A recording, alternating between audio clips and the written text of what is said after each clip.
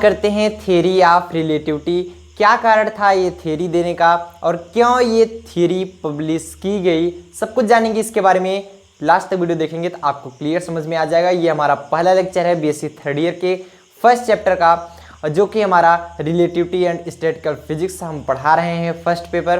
तो उसमें first chapter हमारा आता है थ्योरी ऑफ रिलेटिविटी। हम इसके बारे में पढ़ेंगे, रिलेटिविटी होता क्या है, फ्रेम ऑफ रेफरेंस पढ़ेंगे, inertial frame, non inertial frame तो वगैरह, ये फ्रेम ऑफ रेफरेंस हम आगे पढ़ेंगे। ये जो होने वाला है हमारा मेन रूप से इंट्रोडक्शन होगा, जिसमें हम आपको समझाएंगे आखिर थ्योरी ऑफ रिलेटिविटी होती क्या है। जहाँ पर सभी थियरी जाकर लिमिट हो गई, वहाँ पर क्यों हमारी थ्योरी ऑफ रिलेटिविटी लगी और इसको खोजने का कारण क्या था, इसको पब्लिश करने का कारण क्या था, सब कुछ जानेंगे। चलिए शुरू करते हैं। तो आज हम बात करेंगे थ्योरी ऑफ रिलेटिविटी के बारे में। थ्योरी ऑफ रिलेटिविटी क्या होती है? The theory which deals with the relativity of motion and rest. ऐसी थ्योरी जो कि मोशन और रेस्ट के बीच में रिलेटिव मतलब संबंध दिखाता है। रिलेटिविटी क्या होता है, ध्यान से समझिएगा। अगर हम आपको एक प्रकार से एग्जांपल दें, जैसे सपोज दैट ये आपकी ट्रेन है जिसमें आप बैठे हो, मान लो, ध्यान समझिएगा तब समझ में आएगा। इधर आप बैठे हो, इस ट्रेन में आप बैठे हो, बगल से एक दूसरी ट्रेन जा रही है, बगल से एक दूसरी ट्रेन जा रही है। मान लीजिए आपकी ट्रेन जो है ये 90 किलोमीटर पर आवर से मूव कर रही है। आपकी ट्रेन 90 किलोमीटर पर आवर से मूव कर रही है और जो ये वाली ट्रेन है,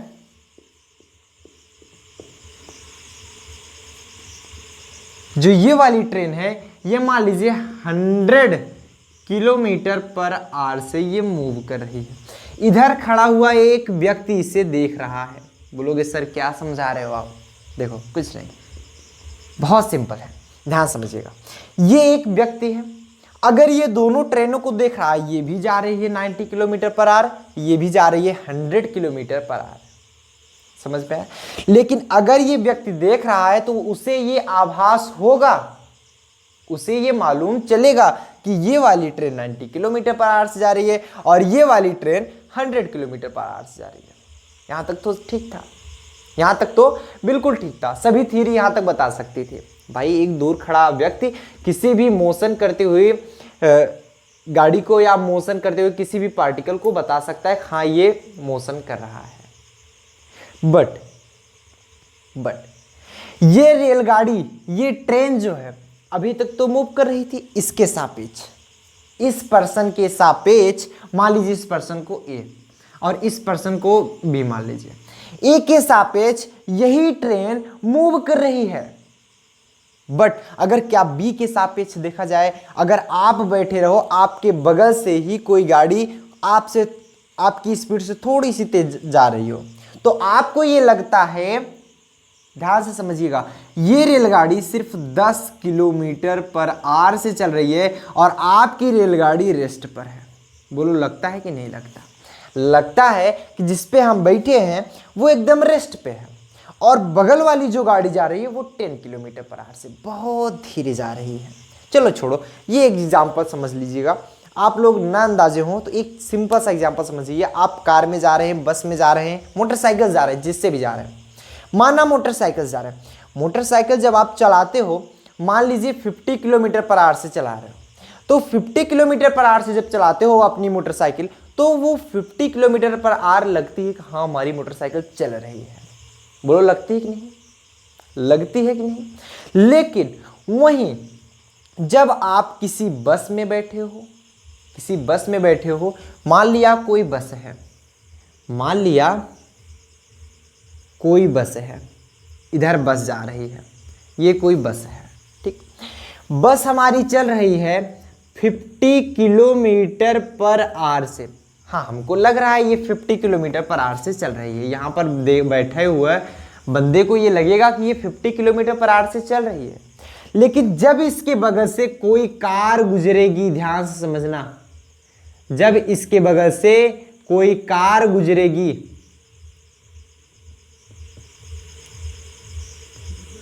इसके बगल से, और ये चल रही है मान लीजिए 70 किलोमीटर पर आवर की स्पीड से, वैसे तो इसे क्रॉस करेगी तब, लेकिन इसमें बैठा आदमी ये देखेगा, उसे ये आभास होगा कि ये जो हमारी 50 किलोमीटर पर आवर की ट्रेन अपनी बस चल रही है, मान लीजिए राइट साइड से निकल रहा है, अगर ये सिर्फ कार को देखे उसे ऐसा लगेगा हमारी वाली ये जो बस है ये रुकी हुई है और ये जो है हमारी 20 किलोमीटर पर आवर से मूव कर रही है, ऐसा लगेगा, क्योंकि ये 50 है, ये 70, इससे 20 किलोमीटर ज़्यादा की स्पीड से चल रही है।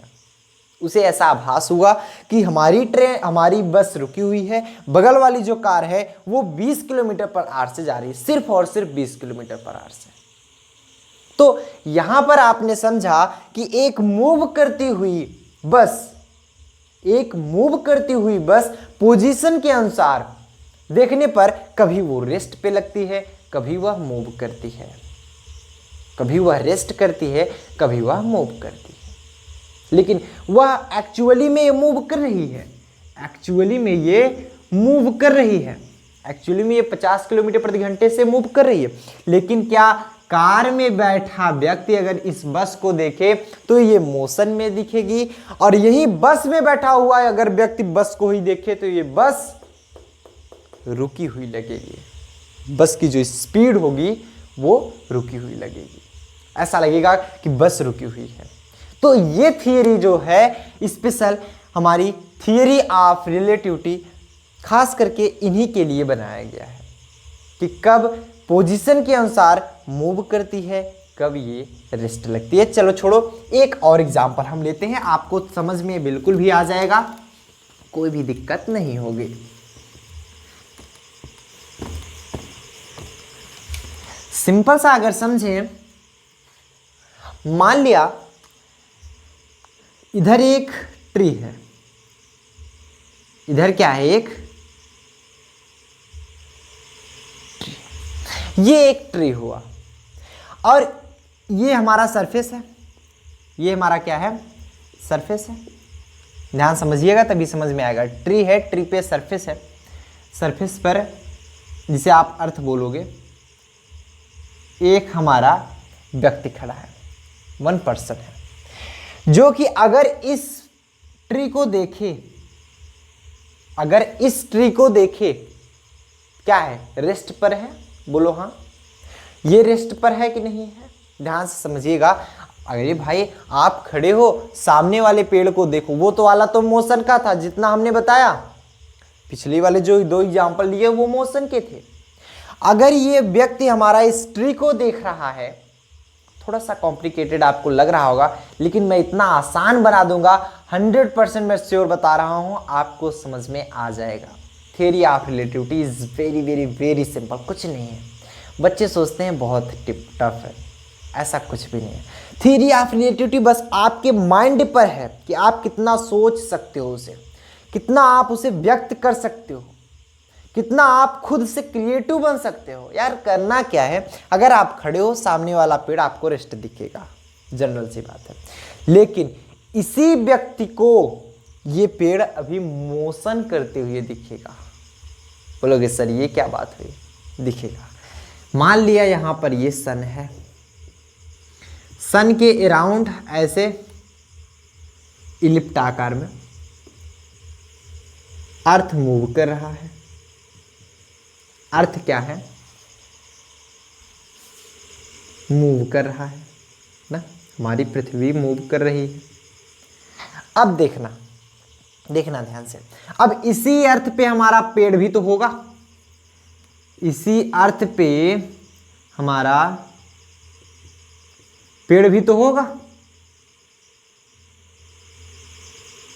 बोलो सही कि नहीं। अब यहीं पर खड़ा व्यक्ति, देखना ध्यान से, ये देखो यहां पर ये व्यक्ति था इसी के सरफेस पे, अर्थ के सरफेस पे ही देख रहा है कि ये पेड़ रुका हुआ है, ये पेड़ रुका हुआ है।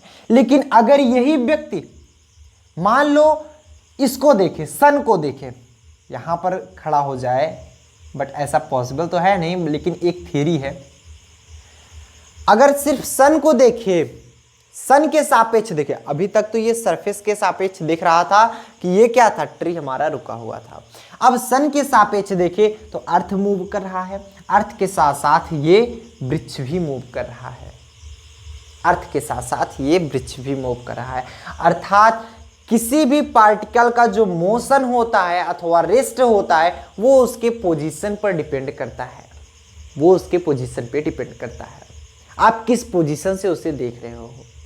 यही ट्री हमारा यहाँ पर रेस्ट का कार्य कर रहा है और यही ट्री हमारा यहाँ पर मोशन का कार्य कर रहा है। सेम एग्जाम्पल हमने बताया था, सेम एग्जाम्पल।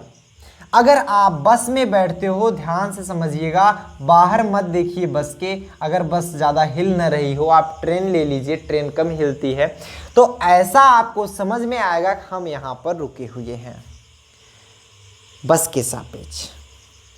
बस में बैठे हो, ये मान लो ये सीट है, एक हमारी सीट है। इतने बड़े भी कलाकार हम नहीं हैं कि भी बना देंगे 3D में, ऐसा भी नहीं है, नहीं बना पाएंगे। एक पर्सन है और इधर दूसरा पर्सन भी बैठा है ना। ध्यान समझिएगा, ये दोनों पर्सन बाहर की तरफ नहीं देख रहे हैं, एक दूसरे को देख रहे हैं। आप जैसे मान लो ये हमारा हुआ बस, बस के बाहर आपको नहीं देखना है। एक जगह हम बैठे, एक जगह आप बैठे हो, बगल बगल। देखो यहाँ और यहाँ, दो पर्सन, हम और आप बगल बगल बैठे हैं। जैसे मान लीजिए यहाँ पर, यहाँ पर। अरे सर तब तो मज़ा आ जाता आपके बगल बैठ करके। देखो यहाँ और यहाँ दो जगह बैठे हैं। हम आपको देख रहे हैं, आप हमको, सिर्फ और सिर्फ हम आपको देख रहे हैं, आप हमको। क्या ऐसा फील होगा, क्या ऐसा फील होगा कि आप मूव कर रहे हो? बोलो, नहीं होगा ना। आपके सापेक्ष मैं स्थिर हूं, रेस्ट पर हूं, और मेरे सापेक्ष आप रेस्ट पर हैं। मतलब अगर हम आप एक दूसरे को देखें, किसी चलती हुई ट्रेन पर, चलती हुई बस पर बैठे हुए देखें, तो हम आप एक दूसरे के सापेक्ष मूव नहीं कर रहे हैं। लेकिन अगर वहीं बस के सापेक्ष देखें, फिर भी मूव नहीं कर रहे हैं। अगर वहीं हम रोड के सापेक्ष देखें, तब मूव कर रहे हैं। ये क्लास 9th में भी आपने पढ़ा होगा। काफ़ी बच्चे इसको इग्नोर कर जाते हैं, ये एनसीईआरटी में दिया हुआ है। अगर आप पेज पलट के देखें क्लास 9th की एनसीईआरटी में, वहाँ पर दिया गया है। छोटी छोटी चीज़ें आगे चल के काम आती हैं। वहाँ पर थोड़ा सा बताया गया है, अगर आप रोड के सापेक्ष, मान लीजिए वहाँ पर एक क्वेश्चन दिया गया था, चलो हम आपको बता दे रहे हैं। ये आपका एक रोड हुआ, आज सिर्फ बकवास होगी, मतलब इंट्रोडक्शन होगा। यहाँ पर इंपॉर्टेंट चीज़ें बताई जाएंगी, यहाँ पर बकवास नहीं होगा, मतलब इसी के बारे में बकवास होगी। मेन मुद्दा जो हमारा उठने वाला है वो अगली वीडियो में उठेगा, फ्रेम ऑफ रेफरेंस। तो अगर ये रोड पे हमारा, ध्यान दीजिएगा, ये हमारी मान लीजिए बस है, ये बस है, रोड पे जा रही है। इसकी मूवमेंट है 40 किलोमीटर पर आवर, 40 किलोमीटर 1 घंटे में चली जाती है। अब यहाँ पर कोई पर्सन बैठा है, यहाँ पर कोई पर्सन बैठा है। अब बताइएगा कि इस बस के सापेक्ष, बस के सापेक्ष इसका मूवमेंट कितना होगा? 0, 0 बस के सापेक्ष। अगर बस के कारण देखा जाए, क्योंकि बस भी इसके साथ साथ चल रही है और इसकी भी मूवमेंट 40 किलोमीटर पर आवर की है। बस की अगर 40 किलोमीटर पर आवर है, इसकी मूवमेंट 40 किलोमीटर पर आवर है, तभी तो ऐसा होता है कि एकाएक ब्रेक मारने के बाद आप आगे बढ़ जाते हैं, क्योंकि आपकी स्पीड 40 किलोमीटर पर आवर से चलती होती है और धीरे धीरे करके रुकती है। वही चीज यहां पर बताया जा रहा है। अगर रोड के सापेक्ष देखा जाए तो ये भी 40 किलोमीटर पर आवर की स्पीड से चल रहा होता है, चल रहा होता है। तो यही चीज हमारी बताई गई थ्योरी ऑफ रिलेटिविटी में कि अगर अलग अलग पोजीशन से देखने पर, अगर आप भिन्न भिन्न पोजीशन से देखते हो तो आपको वही वस्तु, वही पार्टिकल, वही ऑब्जेक्ट, वही हर एक चीज, मतलब वही चीज रहेगा, लेकिन वो कभी मूवमेंट में दिखेगा, कभी मोशन में दिखेगा और कभी वो रेस्ट पर दिखेगा। तो मतलब यहां से सिद्ध होता है कि किसी भी पार्टिकल, किसी भी ऑब्जेक्ट का मूव करना या फिर रेस्ट होना किसके सापेक्ष आप देख रहे हो, उसकी पोजीशन पे डिपेंड करता है।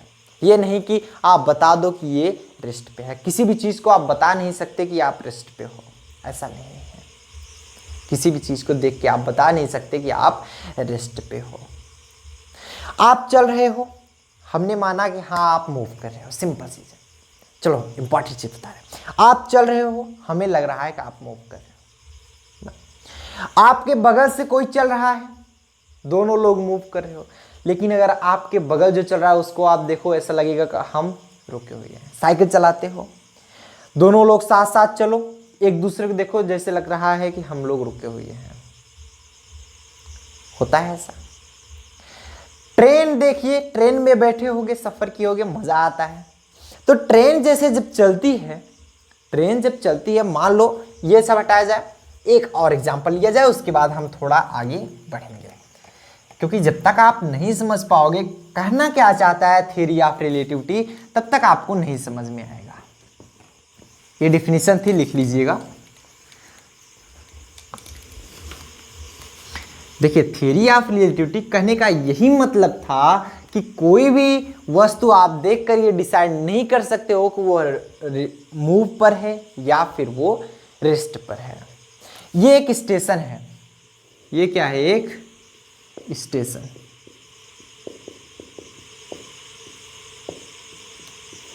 ये एक स्टेशन है। स्टेशन पे दो रेल ट्रैक है।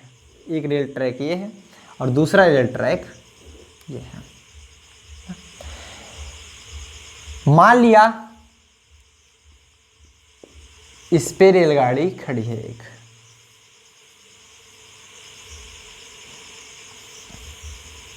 ये हुआ ट्रेन इस पे एक खड़ी है। क्या बना दिए सर। माना, देखो फिजिक्स में सब कुछ चलता है, चाहे जो भी मान लो सब कुछ चलता है। मान लिया एक यहां पर ट्रेन है, एक यहां पर ट्रेन है। हाँ सर, अभी दिख रहा है बच्चों के खेलने वाली ट्रेन। देखो दूसरी ट्रेन इधर है। ध्यान समझिएगा, ध्यान समझिएगा। अब देखना होता क्या है। अगर आप समझोगे तभी समझ पाओगे, अगर आप समझोगे तभी समझ पाओगे। देखो होता क्या है, अगर आप इसमें बैठे हो, नहीं तो एक काम करना, ये लेक्चर देखने के बाद तुम लोग भाग जाओ ट्रेन पे बैठना सफर करने। सर अभी तो लॉकडाउन चल रहा है। नहीं, देखो लॉकडाउन तो खत्म हो गया ना, ट्रेन चल गई, बाकी जाओ सफर करो।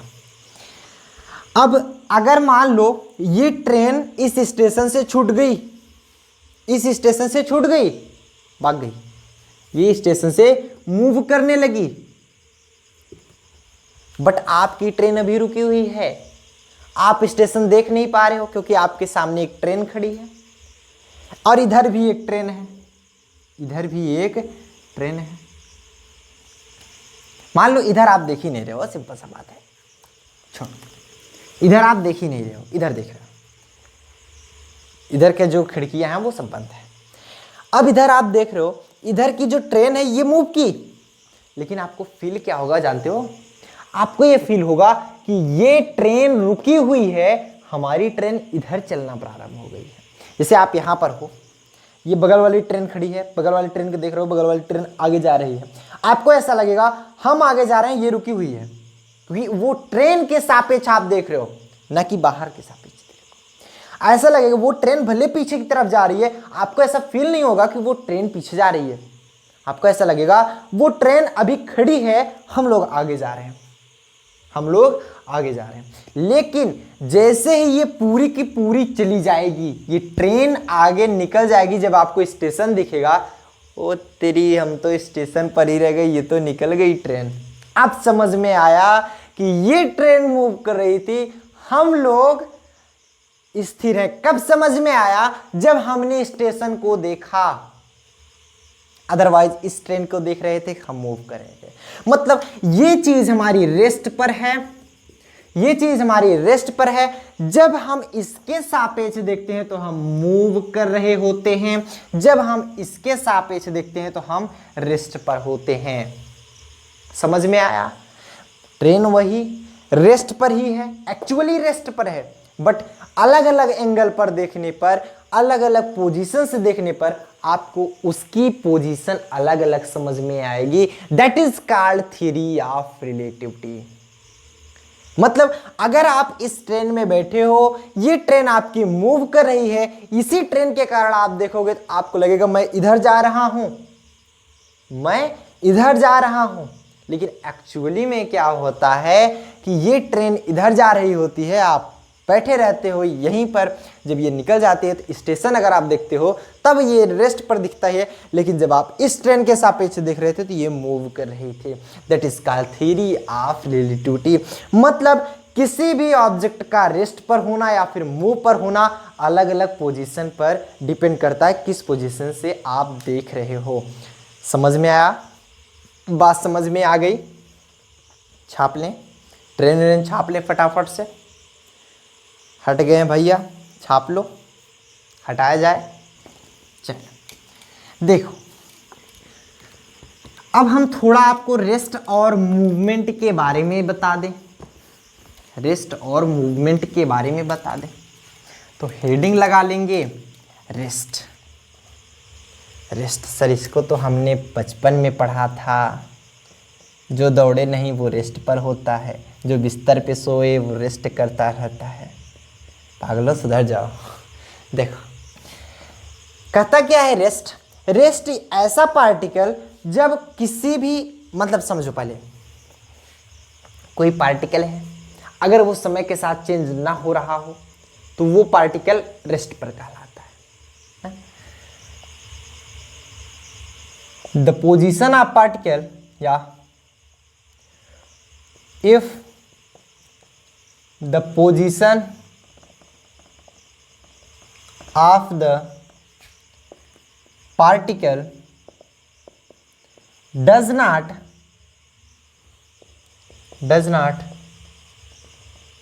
change with time। ग्रामर में थोड़ा इधर उधर हो जाए तो मैनेज कर लेना आप लोग, क्योंकि हमें ग्रामर ज़्यादा आती है इसलिए गलत ज़्यादा होता है। Change with time, does not change with time is called, या कामा फिजिक्स की भाषा लिख दें, द पार्टिकल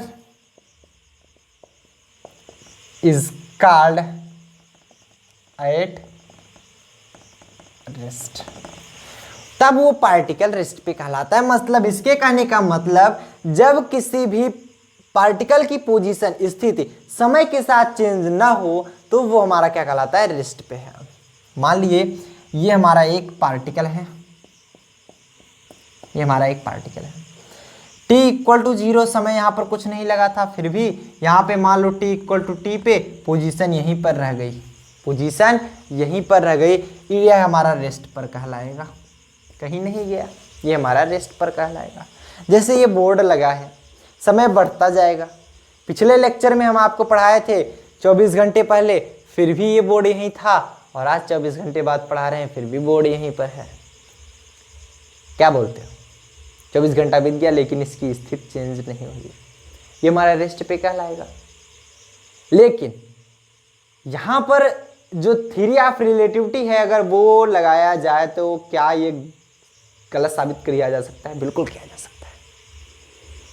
चले जाओ ब्रह्मांड में, ब्रह्मांड में चले जाओ, सन के सापेक्ष देखो इसको, पृथ्वी मूव करेगी, पृथ्वी के साथ साथ पूरी दुनिया मूव करेगी, तो बोर्ड भी मूव करेगा, हम भी मूव करेंगे, आप भी मूव करोगे, खूब मजा आएगा।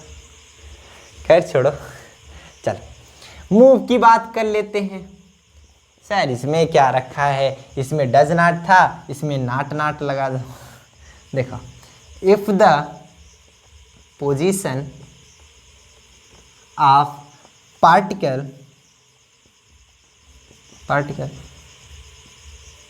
चेंज विथ टाइम, ये टाइम के साथ चेंज होता है, कामा द पार्टिकल कहें या फिर ऑब्जेक्ट कहें, particle is called eight move, वो पार्टिकल हमारा मूव में कहलाएगा, मतलब वो रेस्ट में नहीं है, वो मूव कर रहा है। एक्चुअली वो क्या कर रहा है, मूव कर रहा है या फिर मोशन कर रहा है, मोशन भी बोल सकते हो उसको, मोशन, मोशन, बोलो सही कि नहीं। यदि कोई पार्टिकल की पोजीशन, यदि किसी ऑब्जेक्ट की पोजीशन समय के साथ मूव कर रहा हो तो वो हमारा मोशन पे कहलाएगा। सिंपल सा फंडा है, ध्यान दीजिएगा। इधर हमारा कोई ऑब्जेक्ट है, t इक्वल टू 0 पर था, जब ये t इक्वल टू t मान लीजिए कितने भी समय पे इसका जो पोजीशन आया इधर आ गया, मतलब ये कुछ इधर भाग आया, ये कुछ यहाँ आ गया, मतलब आफ्टर सम टाइम इसकी पोजीशन भी चेंज हो गई, तो यह क्या कहलाएगा, मोशन में। जिसे आप देखते हो कार चला रहे हो, पहले आप घर पे थे, आफ्टर सम टाइम आप कार लेकर ऑफिस तक पहुंच गए ना, नहीं तो पिकनिक मनाने चले गए। हाँ सर, मन बहला देते हो, पिकनिक मनाने चले गए, घूमने ना, काफ़ी दिन हो गए सर घूमते घूमते, बहुत दिन हो गए ना, बाद में घूम लेना, अभी पढ़ लो बच्चा। तो घूमने चले गए, तो वो समय के साथ कहीं गए, जरूर गए, मतलब समय बीता, लेकिन आपने मूव भी तो किया, तब ये हमारा क्या कहलाएगा, मोशन, ये हमारा मोशन कहलाएगा। ठीक, समझिए, यहां तक सबको समझ में आया, इसको नोट डाउन करें। अब मोशन भी कई प्रकार के होते हैं, 1D motion, 2D motion, 3D motion ना, 1 डायमेंशनल मोशन हो गया, 2 डायमेंशनल मोशन हो गया, 3 डायमेंशनल मोशन हो गया। मतलब हम यहाँ पर जो पढ़ेंगे, जो स्टेट होता है, स्टेट अवस्था, अवस्था दो होती है, एक रेस्ट की होती है जिसे आप विरामावस्था बोलते हो, एक आपकी मोशन होती है जिसे आप गत्यावस्था बोलते हो, गति की अवस्था, मोशन कर रहा है, वो क्या कर रहा है, मोशन कर रहा है। काफ़ी जो हिंदी बोर्ड के बच्चे होते हैं, सर हिंदी में पढ़ाइए, मज़ा नहीं आ रहा है, हिंदी में बोलते हैं ना, लिख लिया करो।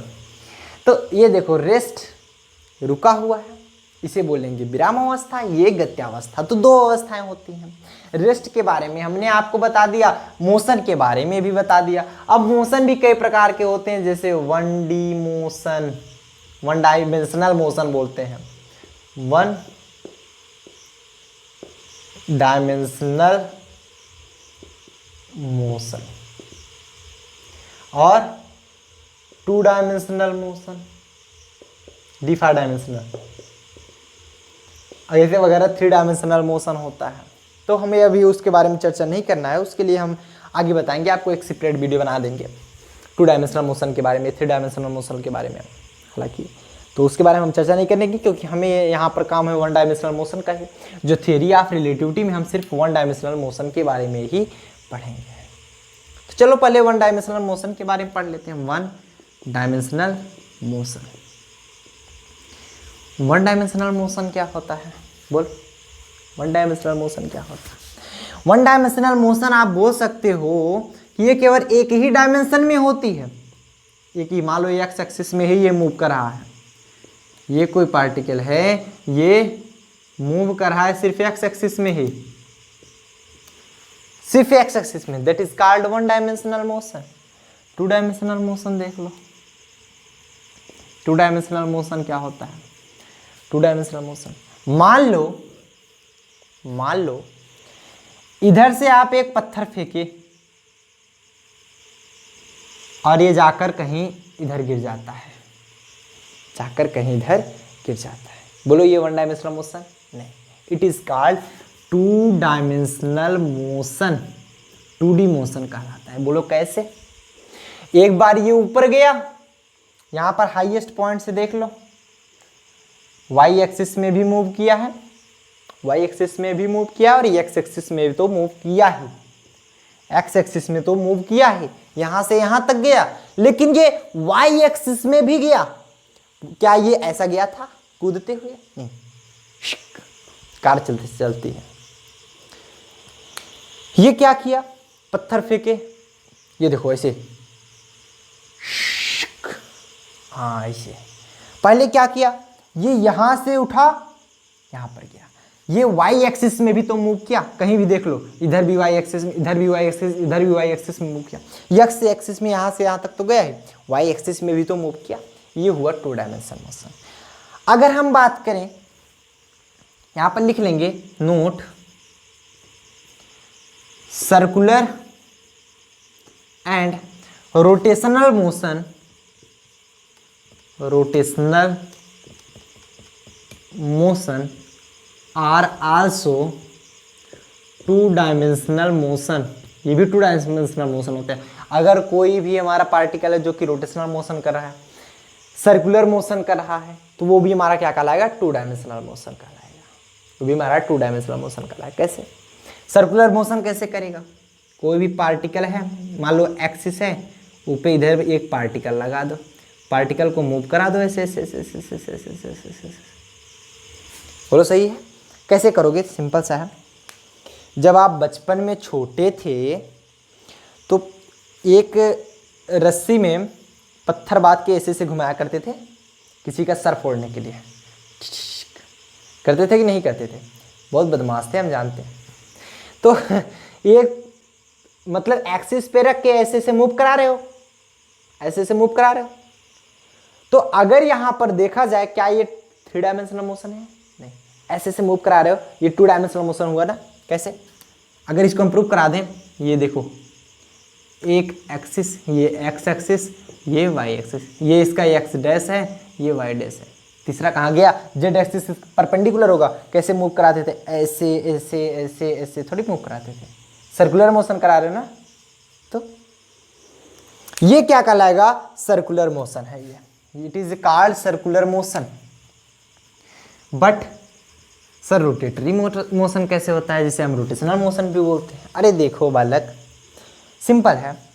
आपने कभी देखा है, हाँ कि ये तो बहुत होते हो तुम लोग, हाँ अब समझ में आया। देखो अभी मैं बता रहा हूँ, लट्टू लियो लट्टू, अब इंग्लिश में क्या बोलते हैं तुम लोग जानते हो, टॉप शायद बोलते हैं। लट्टू को पकड़ के इसे घुमा देते हो, वो अपने एक्सिस पे घूम रहा है, वो अपने एक्सिस पे घूम रहा है। बोलो हाँ गया ना, एक्सिस पे घूम रहा है, वो रोटेशनल मोशन बोलता है, वो एक रोटेशनल मोशन करता है।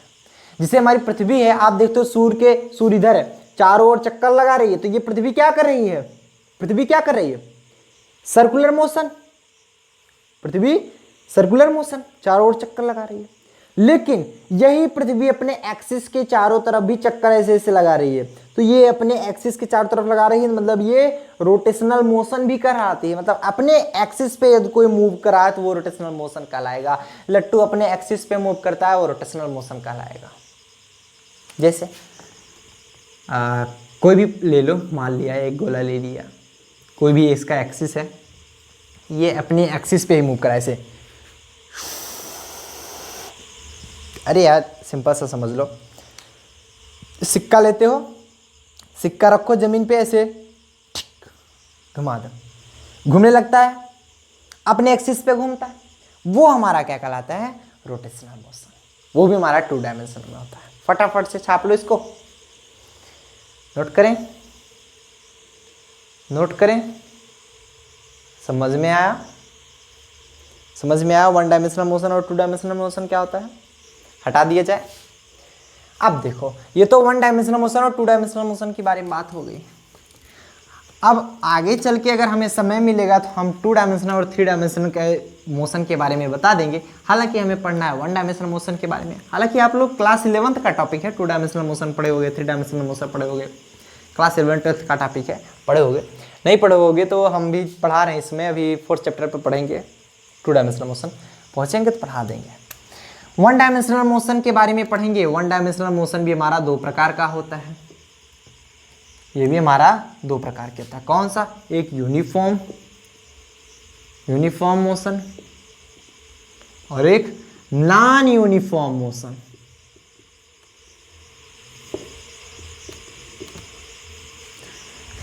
यूनिफॉर्म से याद हो गया होगा आप लोगों को, जैसे स्कूल में जाते हैं ना यूनिफॉर्म पहन के, वो जो ड्रेस पहना है, जो मोशन ड्रेस पहना होता है वो यूनिफॉर्म, जो ड्रेस नहीं पहना होता है वो नॉन यूनिफॉर्म। बोला है ना सही।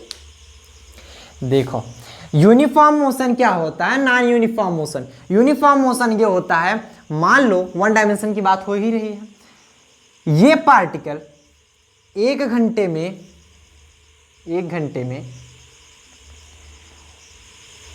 t इक्वल टू 1 आवर, 1 घंटे में 4 किलोमीटर गया, और यही अगेन 4 किलोमीटर गया एक ही घंटे में, तो ये हमारा क्या कहलाएगा, यूनिफॉर्म। मतलब समान, equal time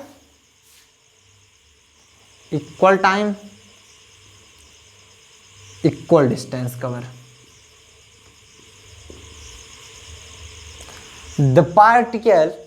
that particle which equal distance cover in equal time is called uniform motion। Non uniform motion क्या होता है, कोई भी, जैसे नॉन यूनिफॉर्म मोशन आप बोल सकते हो, कार चलाते हो ना, हमेशा एक ही स्पीड में चलाते हो, बाइक चलाते हो हमेशा एक ही स्पीड में, अरे ब्रेकर पड़ेगा तो रोकना तो पड़ेगा ना, धीमे तो करना पड़ेगा, तो वो नॉन यूनिफॉर्म है। जैसे ये है पार्टिकल या कार समझ लो इसको, अगर ये जा रही है, मान लो ये इधर से यहाँ तक पहुँची, ये 10 किलोमीटर गई 10 मिनट में, 10 मिनट में 10 किलोमीटर चलेगी, लेकिन अगेन ये 10 किलोमीटर जाने में 15 मिनट लगा दी। 15 मिनट मतलब 10 मिनट में ये 10 किलोमीटर गई, 15 मिनट में ये 10 किलोमीटर गई, मतलब समय हमारा चेंज हो गया, समय ज़्यादा लगा। तो ये दोनों में से कोई भी एक चेंज हो जाए, समय अगर बराबर है डिस्टेंस चेंज हो जाए, डिस्टेंस बराबर है समय चेंज हो जाए, तो वो नॉन यूनिफॉर्म है। या फिर डिस्टेंस और समय दोनों चेंज हो जाए, वो हमारा नॉन यूनिफॉर्म मोशन है। फटाफट से नोट डाउन करें। तो उम्मीद करते हैं आज का लेक्चर बढ़िया से समझ में आया होगा। इसी तरह के और लेक्चर पाने के लिए सब्सक्राइब करे रहेंगे, बेल आइकन दबा रहेंगे, नोटिफिकेशन आपको मिलती रहेगी। All the very best. अगली जो वीडियो आएगी हमारी, वो इनर्शियल फ्रेम है, नॉन इनर्शियल फ्रेम, जो कि हमारा फ्रेम ऑफ रेफरेंस का दोनों पार्ट है, उसके बारे में होगा कंप्लीट, बहुत ही डीपली वहाँ पर पढ़ेंगे हम लोग। टिल देन बढ़िया से पढ़ाई करें और अच्छी तैयारी करें।